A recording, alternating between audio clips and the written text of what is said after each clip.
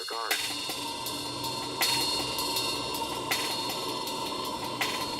Welcome to Torture Garden. I'm Jimmy. I'm Scott. And after a lot of editing mistakes on Scott's part, My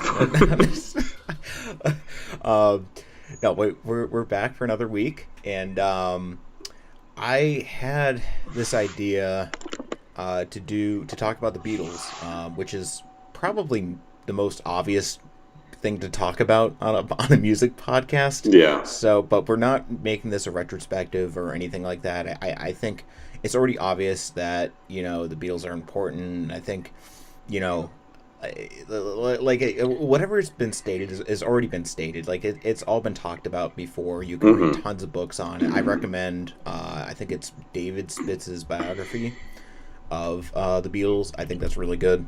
But I really want to talk more about Scott and I's relationship with the band, because we both come from completely different backgrounds when it comes to sure. our relationship with the Beatles. Like I was raised on them basically, and Scott wasn't, and so I thought it'd be a cool idea to just sort of convene and butt heads about this.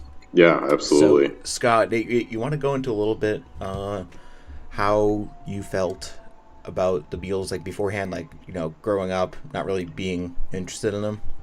Yeah, it was interesting growing up with the Beatles, I guess, without. Yeah, more accurately growing up without. Well, it was odd because, my dad was really into, older movies from his childhood. So, we watched the Yellow Submarine movie, the cartoon. I believe, was it just called the Sgt. Pepper Lonely Hearts Club Band? Was that a movie that we watched? There was a live action one we watched. So we watched that one, the cartoon. But in terms of the actual music, I mean, re-listening to all these albums, some of which I'd heard and some of which I hadn't from their discography, it's amazing how many songs I just knew from pop culture and different, movies and TV shows that, I was like, oh, I know that song. Like, I didn't know it by name, but once I heard it, I was like, oh yeah, I know that. But growing up, and it wasn't even really controversial. It was just, I asked my parents why they just didn't like the Beatles that much. They didn't hate them. They didn't like them. I remember my mom specifically said she really doesn't like Paul McCartney's voice. But other than that, they listened to other music from that era, and then from a little bit later on and whatnot, they had normal music tastes in general. They didn't just listen to like Slavic folk music or something. Like, they didn't have like really bizarre tastes. And then they didn't just listen to Slavic folk music? No, I don't know why I picked that as an example. Open your mind, Mr. and Mrs. Murphy. But my point is just that it wasn't like they're anti pop music or whatever. Yeah. They just never listened to the Beatles. It wasn't until I got to, I think, middle school mainly, where I started to realize that was kind of a quote unquote wrong opinion in a way, just the best way to put it. Like, or at least it was. I would say outlier. Maybe. Outlier is a better way to put it, because there were some people, people. A lot of my friends wore Beatles shirts, or they were at least familiar with the Beatles. It was very much. I mean, it wasn't all my friends, but like quite a few of my friends were, very, familiar with the Beatles. And then when I go over some of my friends' houses, their parents would have Beatles CDs, Beatles albums, and whatnot. It became clear that this was such a common artist in many people's libraries, their own personal listening and whatnot.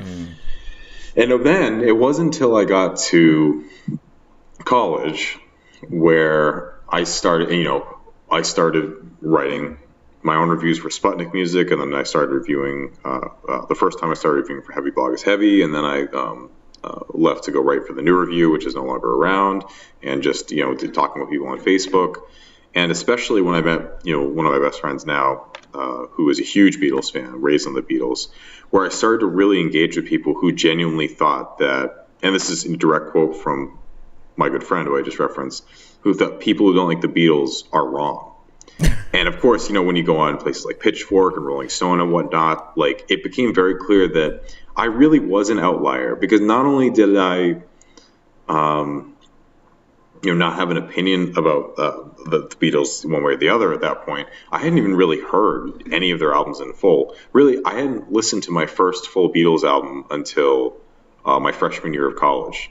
I had never listened to a full Beatles album before, which for a lot of my friends was incredibly bizarre. Not only had they heard like pretty much every Beatles album, but multiple times over. Like in full, the singles, everything. What was the first album? Sergeant Pepper's. Yeah, So okay. I went to Newbury Comics, and I mean that was that's what Rolling Stone considers the best album of all time. So I figured why not start with that. And we'll get into my opinion of that album and other albums later. But Yeah. that's kind of what has kept me, or what kept me, because I didn't really truly dive into revisiting the Beatles until actually relatively recently. It was kind of interesting that you decided to pick this because I had been kind of re-listening to the Beatles a little bit over the past few months. My girlfriend and I moved, and she brought with her a lot of her. I think she has pretty much every. I think she doesn't have the White Album, and she can't find the CD for Abbey Road, but literally every other Beatles album she had, and we've been listening to those and kind of diving in.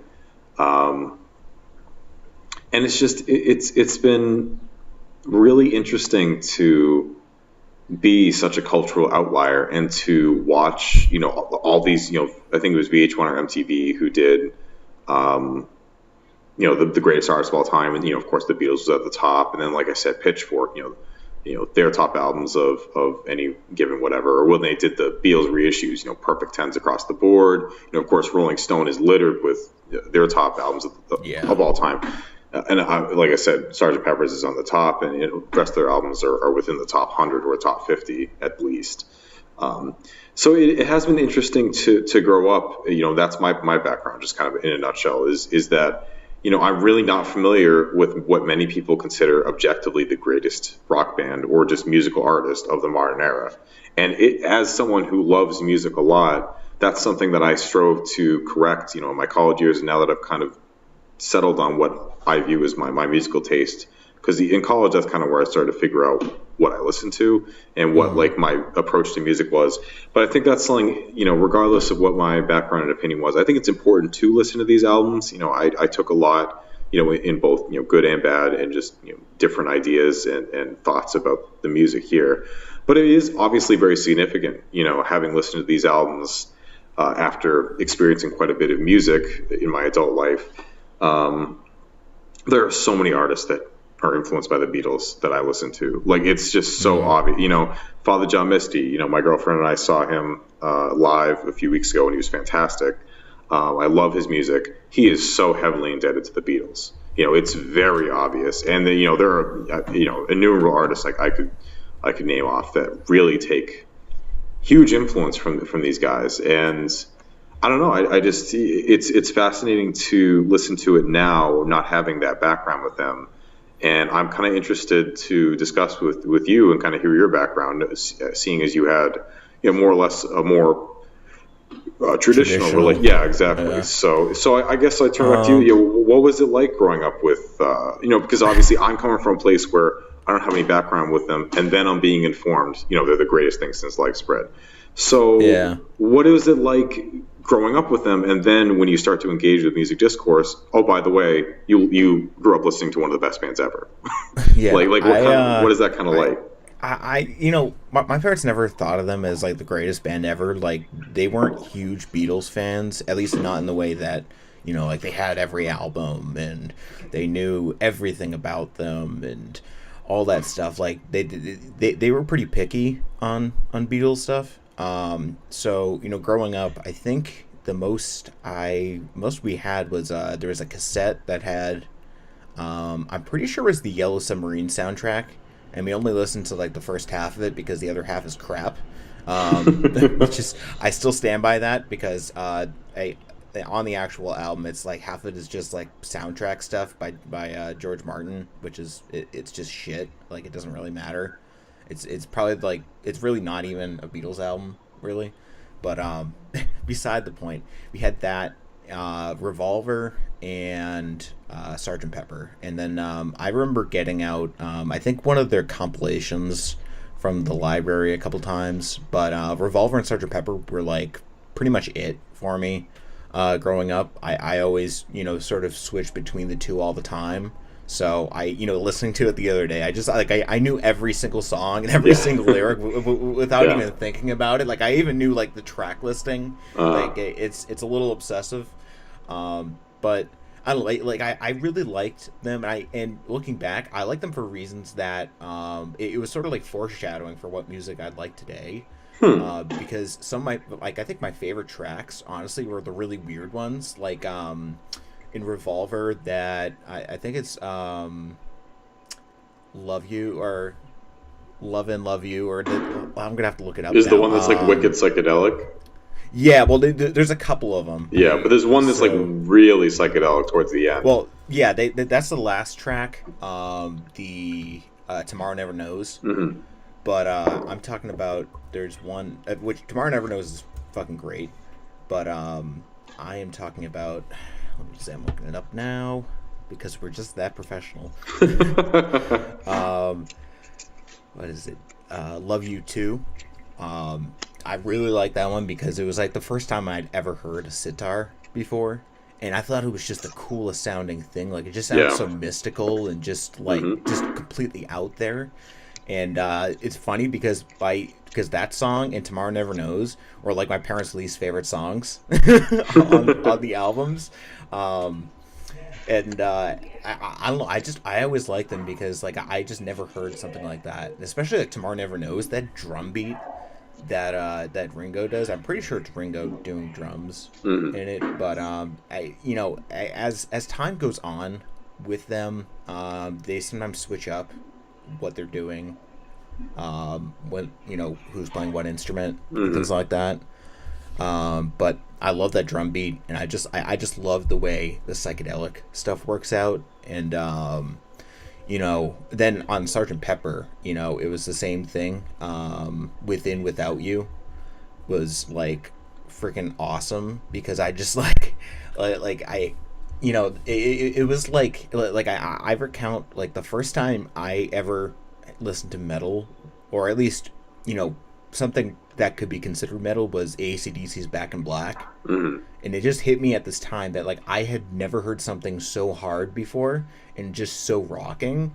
And I just like I because it was like I can remember the scene too. I was probably like, I don't know, 11 or 12, and my sister had the radio on, and that was on, and like I heard it, and I just like stopped in my tracks and just like I couldn't get over it. And it was like a lot of these songs that I really like from the Beatles were sort of like that. But I loved a lot of their early stuff too. Like I Want to Hold Your Hand is one of my favorite songs. I think people give a lot of shit to old Beatles music. I don't think it's particularly like the greatest thing ever made. But I don't think it's bad by any means. Like I really like their first album probably the most out of their early work, just because of like that early rock sound that they bring. I really like how they do it in that, like with the other albums, like with the Beatles and Beatles for Sale and stuff like that. It was like it was okay. There were some parts here and there that were good, but for the most part it was just like meh. Yeah. But I think that's sort of an important thing to bring up, is that I started off like my parents never thought that it was like they were the greatest band ever. They weren't huge fans because like mostly like my parents liked music, but they weren't obsessed with it. Like I can't live without music. I don't think I'd be alive without music, honestly. With my parents, they could go without it. It's more like it's enjoyable for them, but it's not a lifestyle. So, and I think that sort of passed over to me with regards to the Beatles, that, I really like them, and I definitely, count them as a huge influence on just me liking music in the future. But I do not think that they're the greatest band of all time. And I think it's stupid to call any band the greatest band of all time. I would call them among the most important bands of the 20th century. Absolutely. I sort of view them in a way like sort of like Radiohead, that like part of the, like, Radiohead is not the greatest band ever, and they're not the most experimental band ever, but they are one of the most influential and important bands of this century.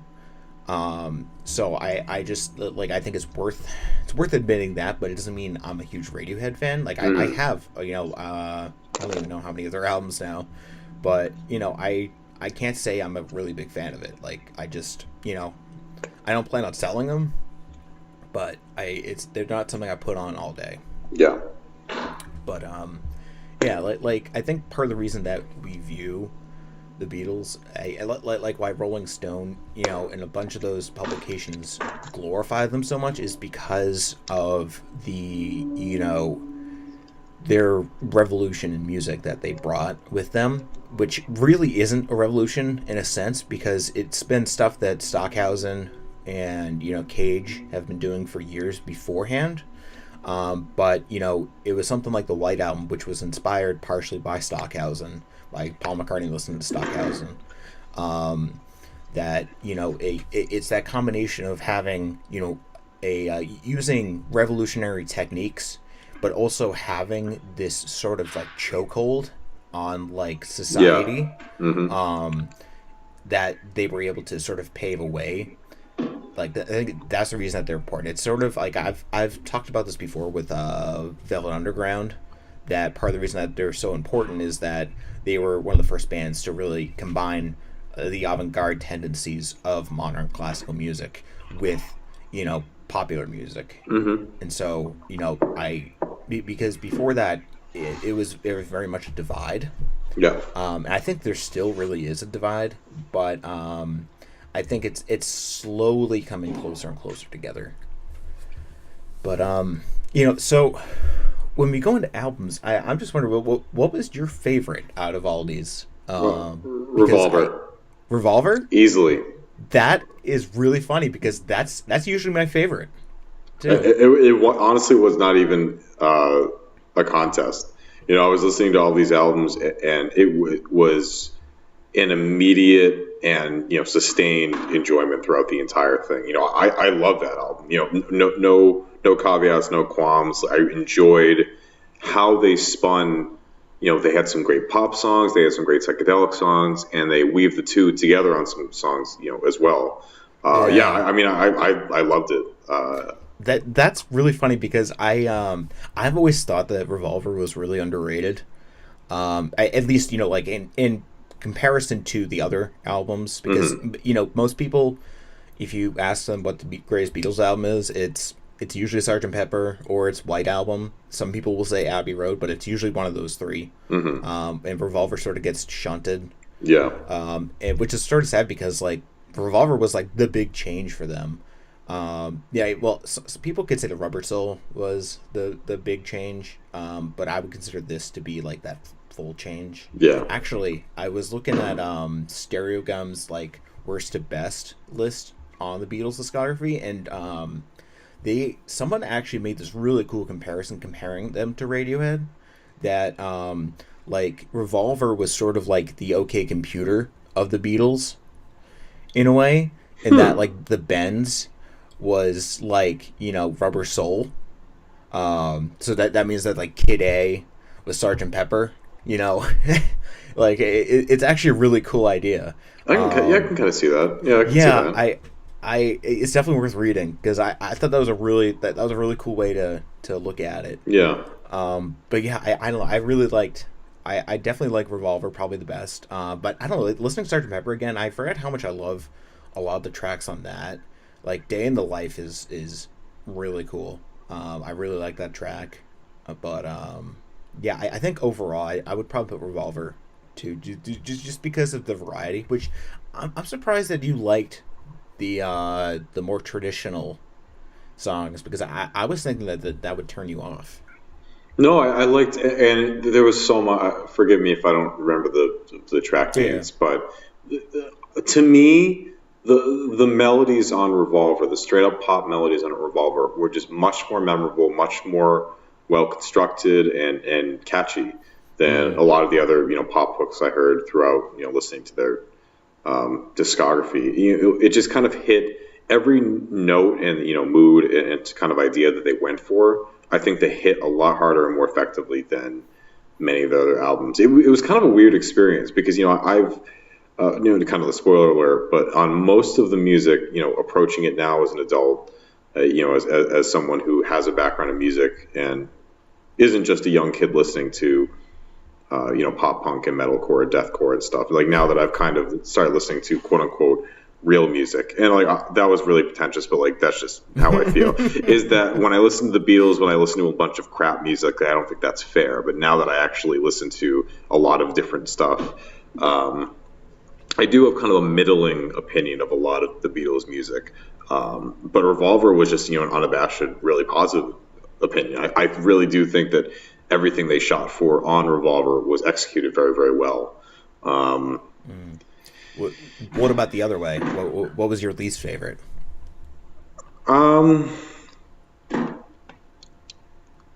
Again, I don't think they put out a bad album. None of the albums that I listened to or I've listened to in the past, I think are bad. I would say, and not to kind of cheat on this answer, but their early stuff really didn't do much for me. I don't think it's bad by any means, but it really was. Obviously there's highlights. Their cover of Chuck Berry's "Twist and Shout," and then I don't think that was Chuck Berry. They did roll over Beethoven, though. Who did "Twist and Shout" though? Because I know obviously that wasn't their song. Yeah, let me see. Phil Medley and Bert Burns. I would never have guessed that. Top Notes, originally recorded by the Top Notes. Yeah. All right. For some reason, I thought it was. But anyway, obviously that was a cover, and "Help." I like that song, but a lot of their early stuff, it just kind of sounded like. It sounded like semi-rebellious dancing in the 50s. You got your girl and you bring them to the dance and whatnot. Like it's just like the sock hop. Yeah, exactly. And then you go get a milkshake after and you put your varsity jacket over her. It's a malted. Whatever, and all that stuff. And then you walk her home, and if you're lucky, you'll get a peck on the cheek. Like it brought me back to like a time like. There are certain eras of music and styles of music that really just don't vibe with me, and that's one of those. One of the first albums I ever listened to was a collection of all Elvis's greatest hits, and like that was hugely important. I think that was kind of my Beatles. Is that was hugely important to getting me obsessed with music. I listened to that CD over and over again. But yeah, I think if I listened to it now, I'd have the same opinion. Where it's just it's very, very plain. It's very, and again, not bad at all. Very well done for what style it is. It's very obvious that it's well written. And from what I read, especially with "Please Please Me" and their debut and stuff, they kind of established themselves as I think Rolling Stone put it as like quote unquote the self-contained rock band or something. The fact that it wasn't as common at that time to have a band that wrote and performed their own music. And so that was kind of interesting because obviously that's just the norm nowadays. That's not remotely. With mainstream pop, but like in terms of, and of course it's kind of weird to talk about the Beatles because some people refer to them as a great pop band, as a great rock band, and obviously they dipped into both quite a bit. But in terms of rock music, because I think that they are, at least nowadays, more squarely in the rock camp, just because of their instrumental setup and whatnot. The idea of a rock band writing and performing their own music is not at all odd nowadays. Obviously, pop is very different, but so obviously that's interesting to think about. Because I mentioned Elvis. I mean, Elvis didn't write. I don't know if Elvis wrote any of his own music. He didn't, but he did get credits, I think. Sometimes, but I think that was so that they could retain more royalties. I've actually there's this really good 2-volume Elvis biography that's worth checking out. I can't remember the name, but I'll have to look it up at some point. I'll probably put it in the comments, but it's worth checking out because I think frequently I've seen so many people on Yahoo Answers asking Beatles versus Elvis, and it's like, oh man, that's really interesting because I wouldn't really put them in the same. I don't know. I mean, I can see some of the comparisons, but I don't know. I think when it comes, because I think people look at it differently because I think when music critics look at the Beatles today, it's more in relation to the Revolver and everything Yeah. past that, Yeah. because that was like really experimental. Even just like to the point that they were using the production, like they were using the studio as a musical instrument, Yeah. which really hadn't been done until that time. But then when you look at Elvis, people look more as like on a classic rock standpoint, on like early rock and roll. Yeah. And I think if you just if you took everything from before Rubber Soul, I think and you put them together, like that contest could sort of make sense. Yeah. But if you include the entire Beatles discography, it gets thrown out Yeah, because it's just exactly. like it makes no sense. Because like I really like Elvis, but you know he was never like this hugely experimental guy. Like No, it not was, at all. but Yeah. the thing is, I think it's worth saying that like he actually what I really, because I think some people always ask like what defines an artist, like what makes someone a musician or not. And I with someone like Elvis in mind, I would say that like I think you need heart. And like that's what Elvis brought, and that's what the Beatles brought. But I think Yeah. the Beatles also brought a lot of experimentalism their way. Hmm. I just don't think it's really fair to compare the two, because I think the Beatles had a long career. Hmm. So did Elvis, but I think his was periodically stopped. Like he was in the army for a little bit, or all his problems with drugs and Yeah, alcohol exactly. and everything like that. Like he had issues that sort of stopped things, but the Beatles were pretty much like non-stop their entire career, Hmm. and it ended up like burning them out in a way.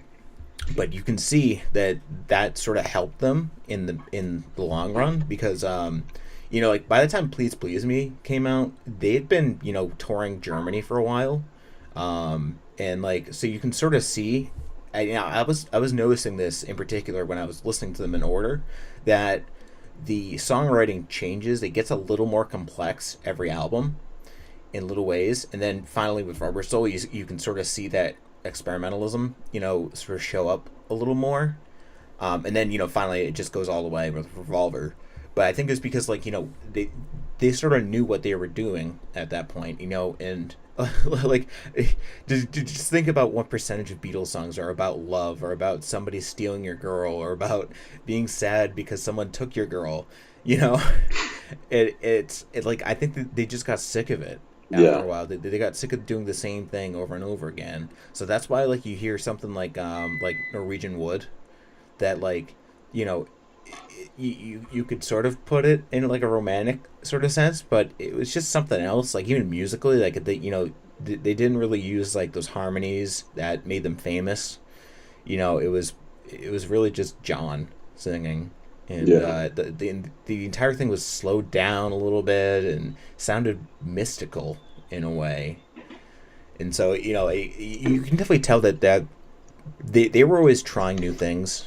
They always wanted to sort of fuck around Yeah. with different things, and I think it's cool to see that paid off, because I mean, you know, I think we sort of don't look on the dark side of all this, because like for people like Beatles and like and Elvis, like they were sort of turned into a commodity really fast. Hmm. They were the first really big examples of musicians that you could market. Hmm. And that's part of the reason that like that whole Beatlemania thing still exists, is because they were able to market it so well, Yeah. that their management was able to place ads and make memorabilia and everything. And I think that I think that had an effect on the Beatles a lot, just because they I feel like they could sort of see the commodity that they were becoming in a way, and tried to get out of that in their own little way. Like I mean, they stopped touring, after a while, which is really surprising because of just the amount of money you can make from touring, Yeah. even back then. Um, but I mean, actually I can sort of see it from a safety viewpoint, because like there were times that they would get mobbed and like beaten up because girls just wanted to like rip them to shreds. Yeah. It was nuts. But yeah, I have I've a soft spot for these guys. Yeah. I think it's worth saying though that I probably wouldn't put any of their albums on like my top 10. I think Revolver, like, I think if I made it like a top 25, I think Revolver would be somewhere on there. Hmm. But it's I think they're huge. Like they're important for me as someone who likes music, but I don't consider them one of my favorite bands by any means. Just because it's like I don't know, like I think there are more interesting bands out there. A band can be influential, but it doesn't mean that they're the most experimental thing of all time, Yeah. or they're the coolest thing of all time, or the best. Influential just means influential. Exactly, and that's kind of just to circle back to what I said earlier. Yeah. Obviously, what I when I listen to a lot of modern artists, especially folk or pop or kind of artists that are in this wheelhouse of reaching back to the '60s and that era of sound, it's very obvious, like the Beatles influence, and even artists that aren't obviously influenced by in their sound. Obviously Kurt Cobain of Nirvana was a huge Beatles fan. I can't say you.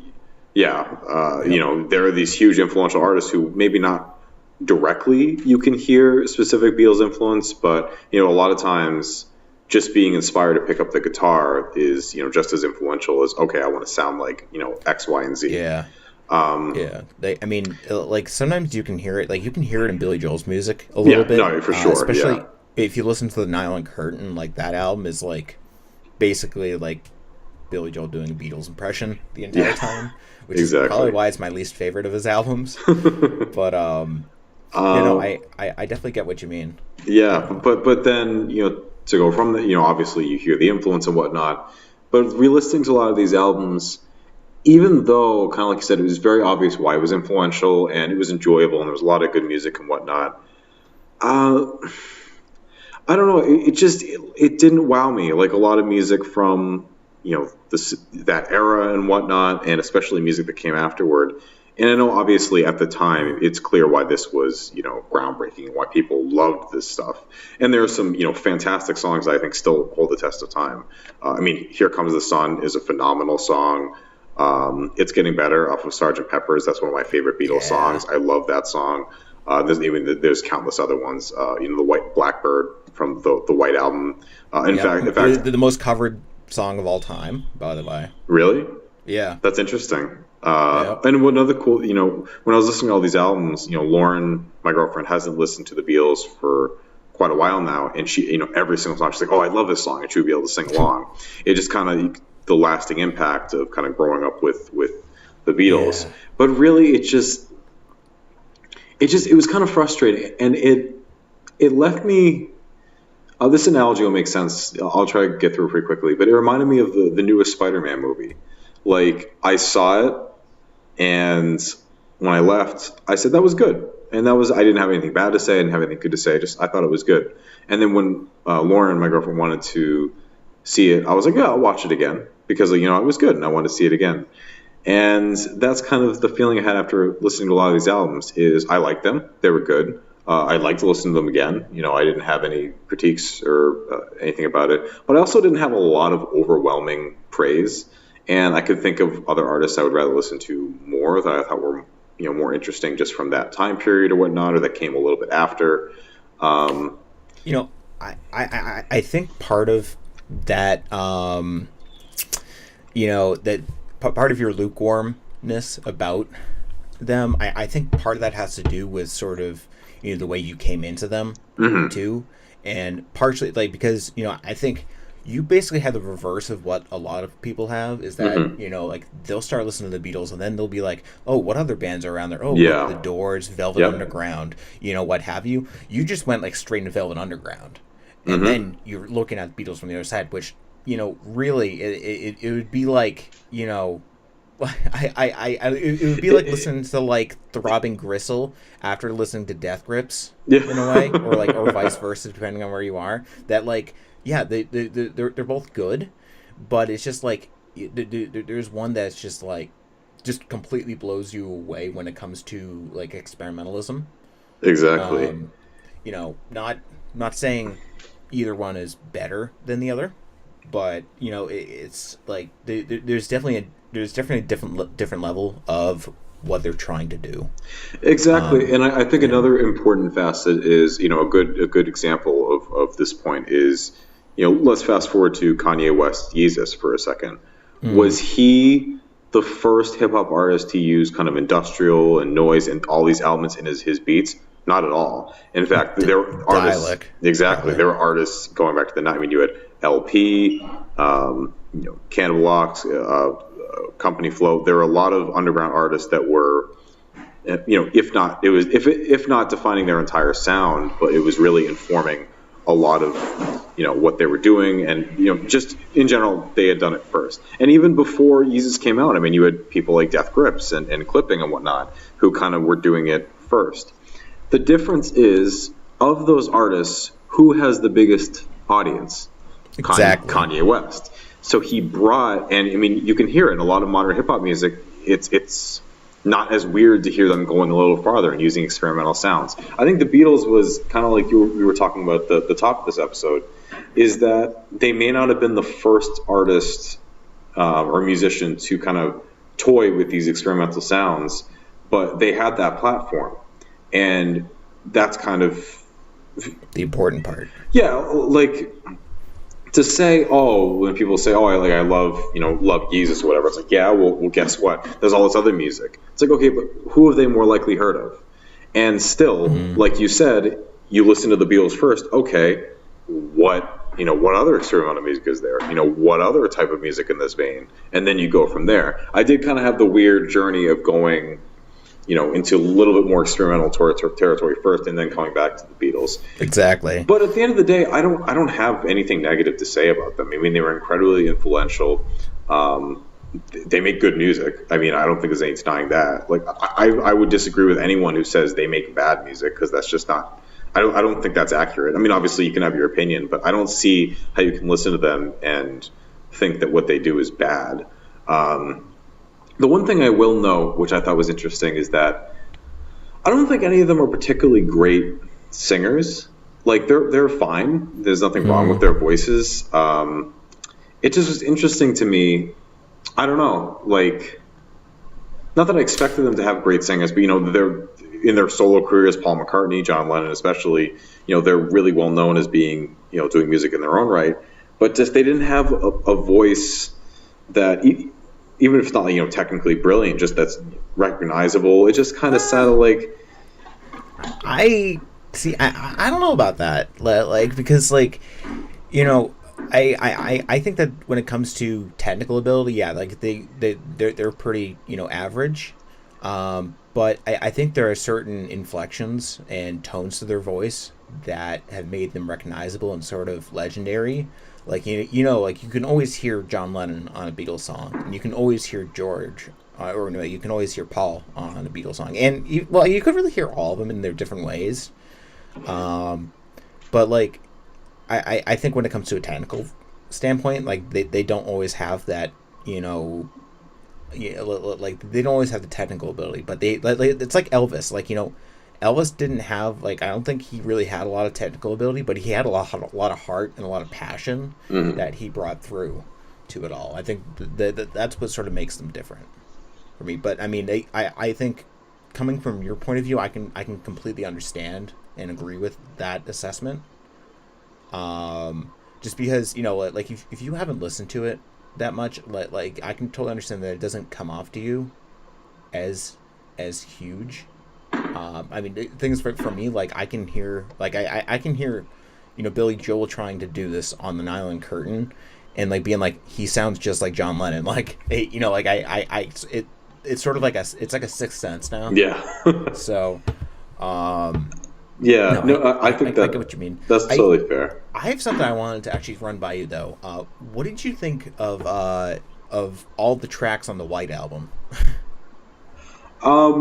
As a general rule, I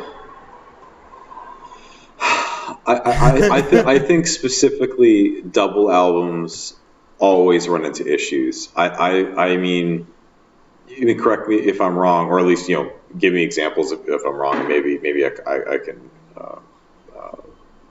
find a double album that really has wowed me.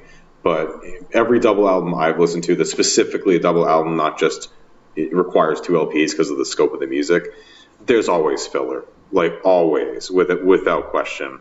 And again, not really that privy to songs. Let's just pull up the track listing.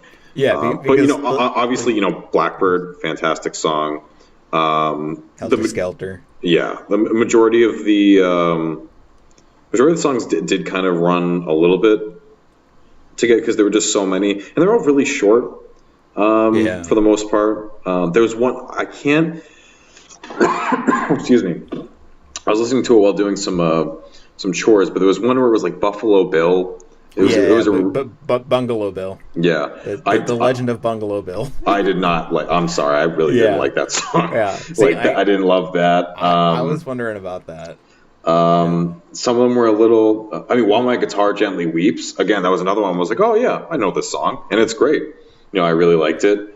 Happiness Is a Warm Gun is another one that I knew and I enjoyed. I love that song. Yeah. What about Rocky Raccoon? I was about to say Rocky Raccoon. It was just. They have some lyrics where it's just like, what the fuck? To his room. Like Octopus Garden and stuff like that. It's just like, okay.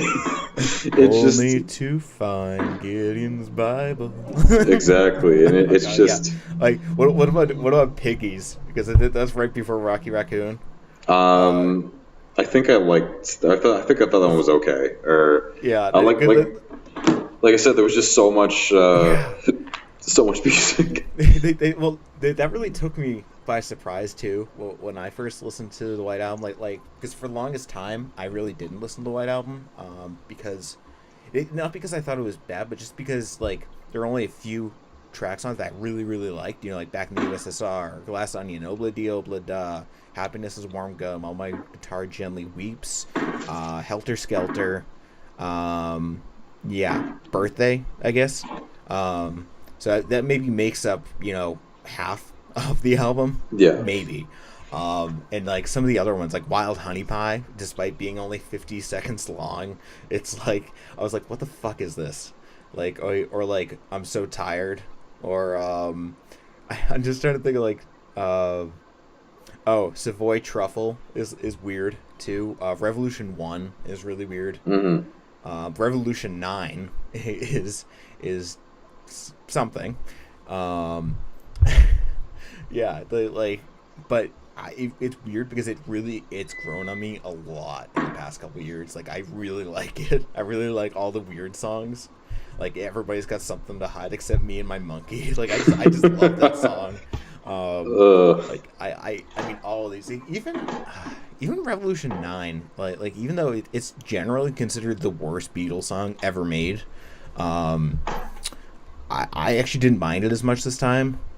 Even though I think it's a little pretentious though, because it's Lennon and Yoko trying to do musique concrète. Yeah. And I just, there are so many other people who can do musique concrète so much better. Yannis Xenakis, just off the top of my head, but even Stockhausen, Pauline Oliveros, there's so many other people who can do it, and I just I part of it is biased because I'm not a Yoko fan. I think people shit on her a lot, and they they think that she broke up the band, which is sort of like a half truth. But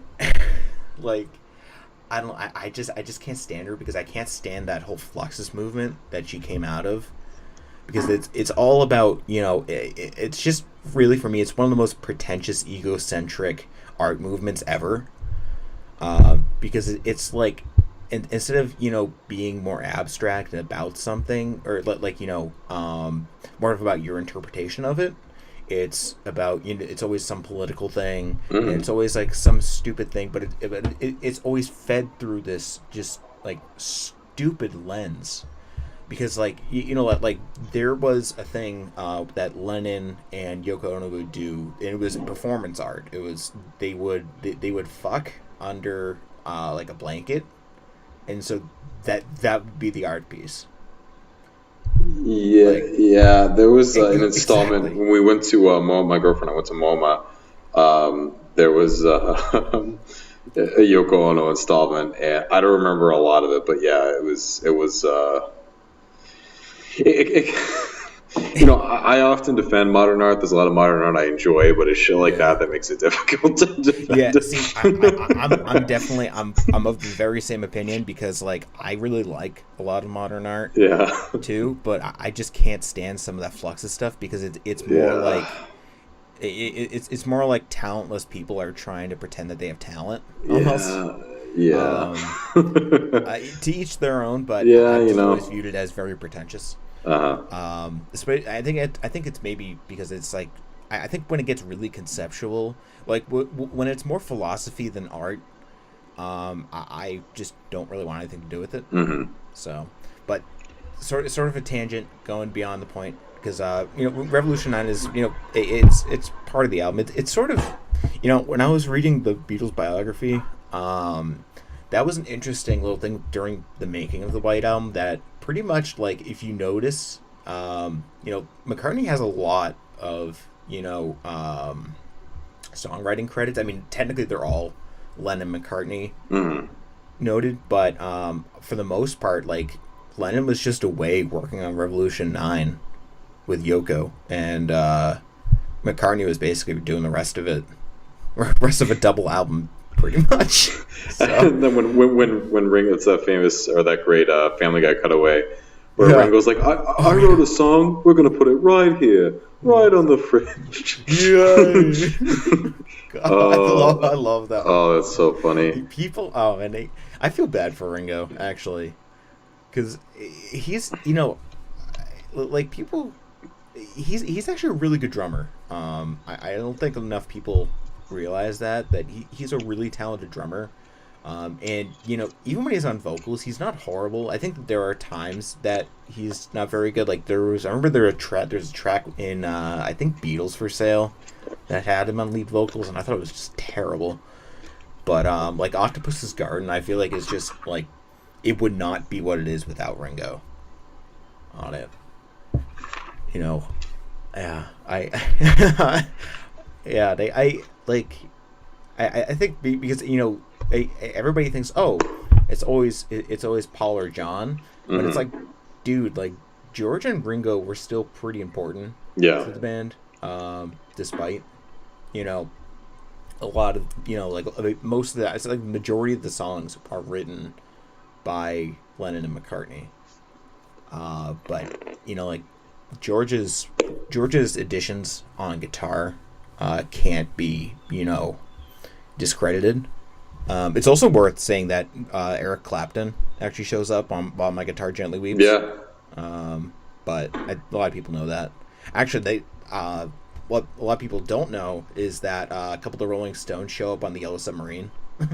Oh, really? I didn't know that. Yeah. You know that part in the middle when it's like they're just making noise. Mm-hmm. And it's like all the clings and clangs. That's they had a bunch of people and included some of the Rolling Stones. Oh, that's cool. Yeah, I love those little those little things like that. I just think it's really funny. I'll have to look into it a little bit at some point. But yeah, I've always I like it's cool knowing those little stories behind the stories, or like the end of Helter Skelter. Just I fucking love that. But I mean, I think we're getting a little redundant now because at this point I'm just waxing poetic about the Beatles. So how about any last words? Well, I guess just one quick. I mean, we can touch on this pretty quickly if you want, but the one thing I'd like to hear your opinion on is, how does their critical, the way they're seen as such an important band and as the greatest of all time and whatnot. For me personally, and I this is kind of what I want you to touch on, is that was a deterrent. It was a deterrent for me, is approaching this music and being told this was like the the pinnacle of rock music and just the pinnacle of modern popular music.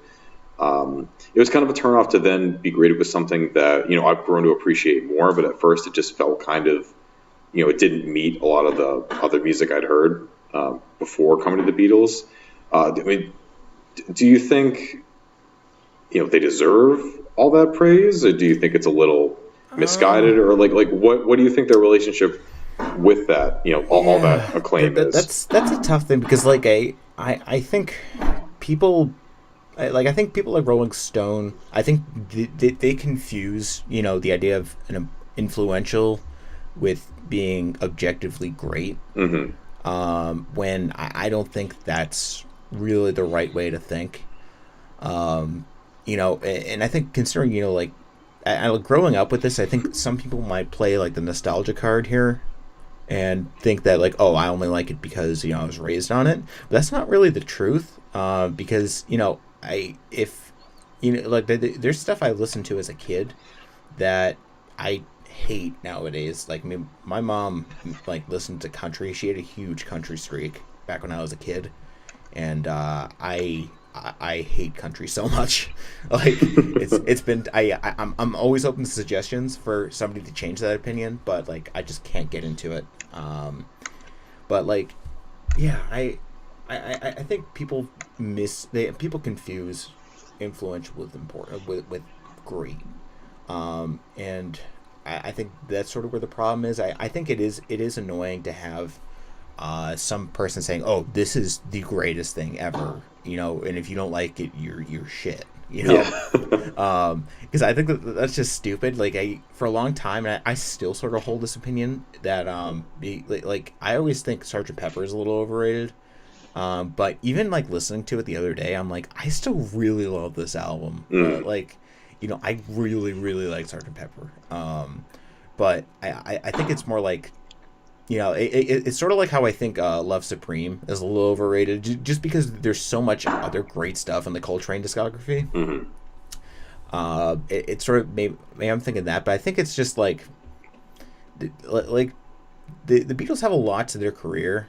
And it's sort of stupid to peg them in a hole like this as the greatest, because they have their ups and downs, their early stuff. It's, even for me, it's a mixed bag sometimes.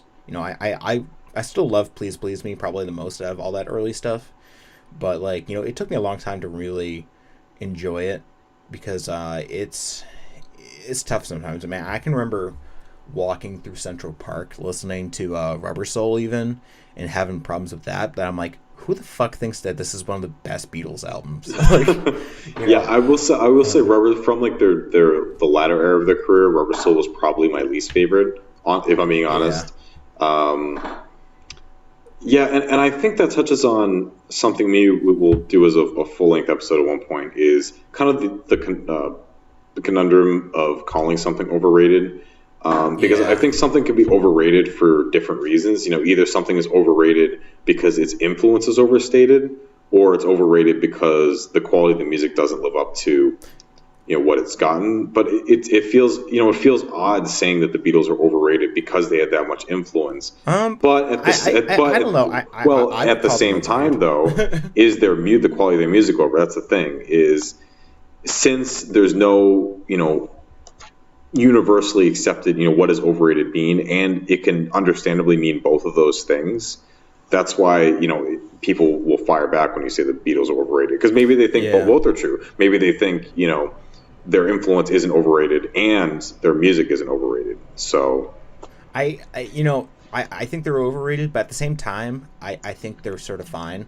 I sort of have like a it's like a paradox, sort of, because they're both overrated and underrated in their own ways. I think the way publications like Rolling Stone and Pitchfork absolutely just like slobber all over their knobs is a little excessive, because I think it just ruins what could be a really good experience for somebody. But I think you could say that about basically any artist that gets their knob slobbered by Pitchfork or Rolling Stone. It just so happens that no one's knob is slobbered more than the Beatles and modern music. I would say Beatles and Bob Dylan and Velvet Underground probably. Those are the big three. But Beatles are squarely on top. I mean, just in terms in terms of the numbers on the board, I mean, they are rated, more highly than on most lists. I think Beatles are on top, but I think Bob Dylan is a very, very close second.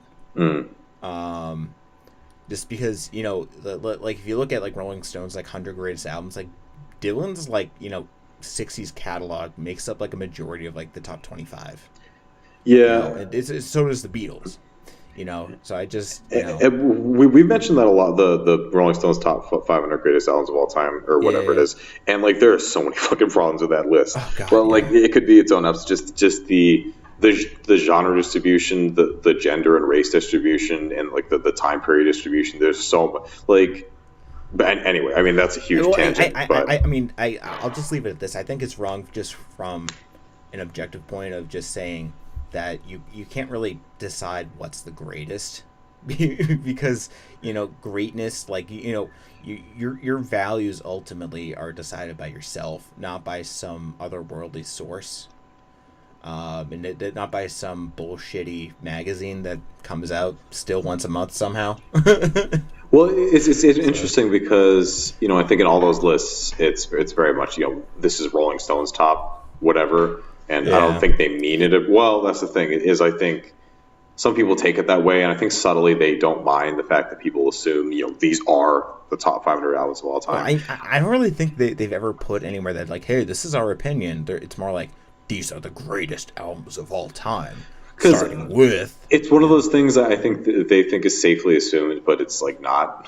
So that's the problem. Is that I think they might not think they have to say that. I'm not really trying to defend Rolling Stone because I do think that list is problematic, and them as a magazine has really fallen off. But I think that from my point of view, the interactions I've had with people with online and whatnot, the fact that so many critics do say everything they do say about the Beatles and as loudly as they say it and as often as they say it. I think that does kind of embolden people to make, like the claim. I'm not trying to like sound like a victim, but it's just it interests me that people have told me I'm wrong for not liking a band. Like that just seems really bizarre, and that's happened with other artists too. But to go in a more positive light, I think that in the interactions I have had with people and how much they, the Beatles mean to them, it does show that they are a huge cultural force. I mean, their music is good. And I'm glad that I have finally, kind of dove into it because I mean they have made a lot of great albums, a lot of great songs, and even though I may not enjoy it as much as a lot of other people I know, it's still incredibly worthwhile. And I do think if you take music seriously, it is bizarre to have not heard at least the highlights from the Beatles discography. I mean, it's one of those quote unquote essential listening for. If you're going to engage with music. I don't think you have to like it. You don't have to love it, but I mean, I think it's definitely worth checking out because I mean, chances are like 99% of what you listen to is influenced by these guys. So yeah, exactly. Whether directly in the sound or just they were partially inspired to make music by the fact that the Beatles exist. So. Thanks for this is like I mentioned, I was kind of revisiting the Beatles around the time that we decided to do this episode, and I'm glad that I finally got kind of like the bump to really dive in. And like I said, I really appreciate finally listening to Revolver because I love that album. I enjoy a lot of their other stuff, and So next time we'll have to do this with Muse. Oh, there we go. Okay. Yeah. All right. Thanks for listening, everybody. We'll talk to you guys next week. All right. Thanks a lot. Torture guard.